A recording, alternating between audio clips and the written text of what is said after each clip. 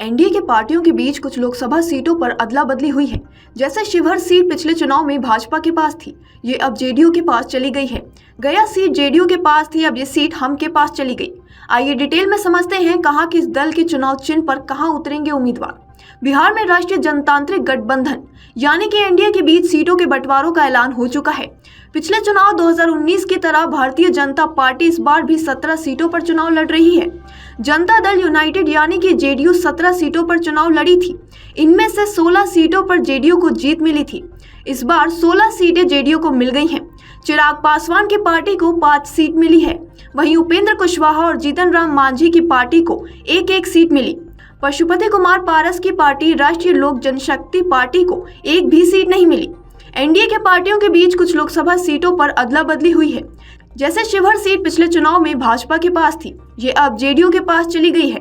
गया seat JDU के पास थी, लेकिन जीतन राम मांझी की मांग को देखते हुए अब ये सीट हम के पास चली गई है। इसी तरह कुछ और सीटों पर बदलाव हुए हैं, आइए जानते हैं।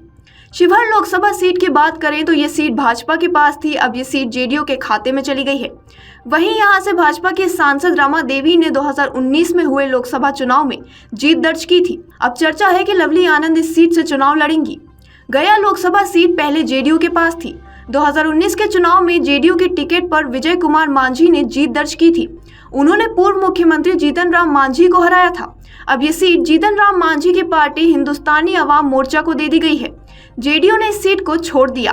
काराकाट लोकसभा सीट पहले जेडीयू के पास थी। 2019 के चुनाव में जेडीयू के टिकट पर महाबली सिंह ने जीत दर्ज की थी। अब ये सीट उपेंद्र कुशवाहा की पार्टी राष्ट्रीय लोक मोर्चा को दे दी गई है। नवादा लोकसभा सीट फिलहाल पशुपति कुमार पार्टी के सांसद हैं। तत्कालीन लोजपा के टिकट पर चंदन सिंह ने लोकसभा चुनाव 2019 में जीत दर्ज की थी। इस बार पशुपति पारस को एनडीए में एक भी सीट नहीं दी गई है। भाजपा ने इस सीट को अपने पास रखा है। हाजीपुर लोकसभा सीट से फिलहाल पशुपति कुमार पार्टी के सांसद हैं। तत्कालीन लोजपा के टिकट पर पारस ने लोकसभा चुनाव 2019 में जीत दर्ज की थी। अब ये सीट उनके भतीजे चिराग पासवान को दे दी गई है। समस्तीपुर लोकसभा की बात करें तो इस सीट से फिलहाल पशुपति कुमार पार्टी के सांसद हैं। तत्कालीन लोजपा के टिकट पर प्रिंस राज ने लोकसभा चुनाव 2019 में जीत दर्ज की थी।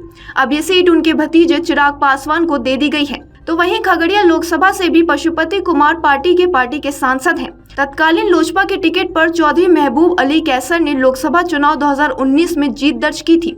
अब ये सीट उनके भतीजे चिराग पासवान को दे दी गई है। चुनाव से जुड़ी और बड़ी खबरों के लिए बने रहिए हमारे साथ और देखते रहिए अमर उजाला।